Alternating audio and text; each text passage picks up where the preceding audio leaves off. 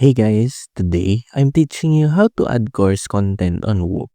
Perfect if you're building your own digital course or membership in 2025. Start by logging into your Whop Creator dashboard. From your sidebar, click on Products, then select the product or course you want to edit. Next, go to the Content tab. Here you can click Add Section to organize your lessons by topic.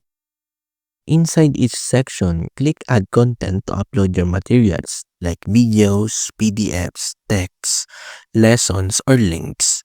You can drag and drop files or paste links directly. Add a title and short description for each lesson so your students know what to expect. When you're done uploading, click Save Changes. Your content will now appear instantly for your members. And that's how to add course content on Woo.